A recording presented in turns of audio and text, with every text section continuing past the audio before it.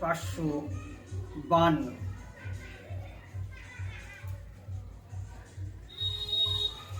হযরত আবু বকর রাদিয়াল্লাহু আনহু মর্যাদা সম্পর্কে হাদিস। حدثنا إسماعيل بن عبد الله قال حدثني مالك عن أبي النضر مولى عمر بن عبيد الله عن عبيد يعني ابن هنين عن أبي سعيد الخدري أن رسول الله صلى الله عليه وسلم جلس على المنبر। আবু সাঈদ খুদরি রাদিয়াল্লাহু আনহু হইতে বর্ণিত, রাসূলুল্লাহ সাল্লাল্লাহু আলাইহি ওয়াসাল্লাম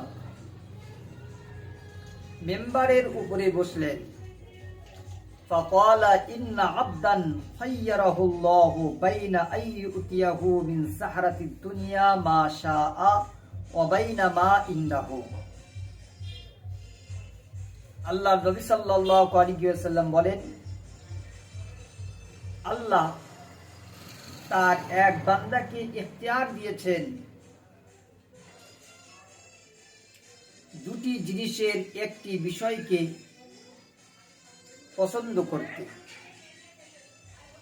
একটি হলো দুনিয়ার ভোগবিলাস, আর অপরটি হলো আল্লাহ তাআলার কাছে যা রক্ষিত আছে সেটা।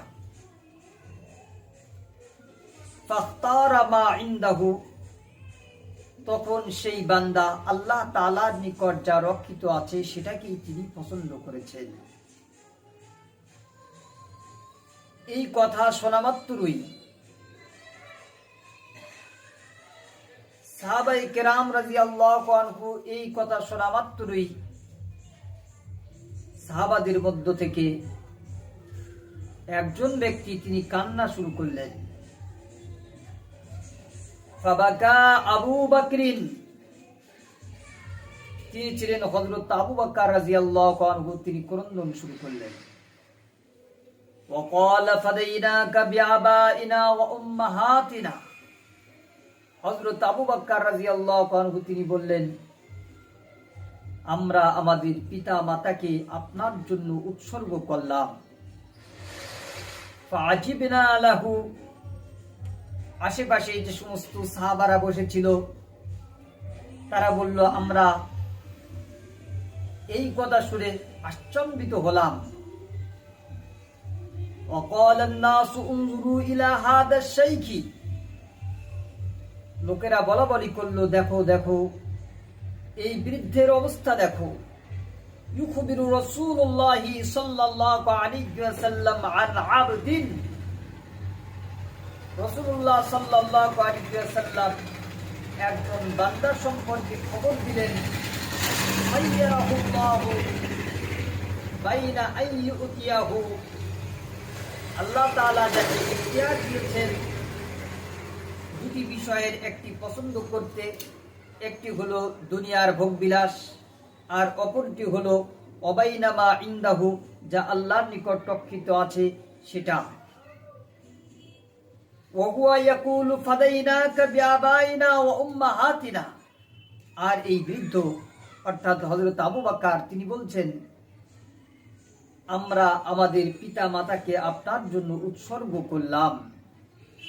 ফাকানা রাসূলুল্লাহ সাল্লাল্লাহু আলাইহি ওয়াসাল্লাম হুয়াল মুখায়্যার, সেই ইখতিয়ার প্রাপ্ত বান্দা হচ্ছিলেন আল্লাহ রাসূল সাল্লাল্লাহু আলাইহি ওয়াসাল্লাম।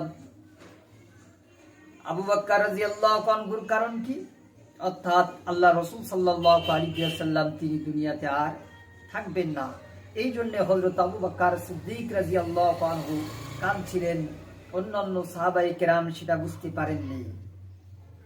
ওয়া কানা আবু বকরিন হুয়া আ'লামুনা বিহি, হযরত আবু বকর রাদিয়াল্লাহু আনহু তিনি ছিলেন আমাদের মধ্য থেকে সবথেকে বিজ্ঞ আলিম, বিজ্ঞ মানুষ।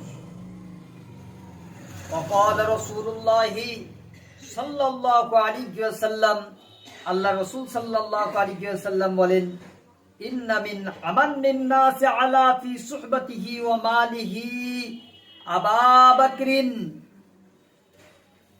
লোকদের মধ্য থেকে আমার সঙ্গে সঙ্গ দিয়েছে মাল দ্বারা সঙ্গ দ্বারা সব থেকে বেশি তিনি হলেন হযরতে আবু বকর রাদিয়াল্লাহু আনহু।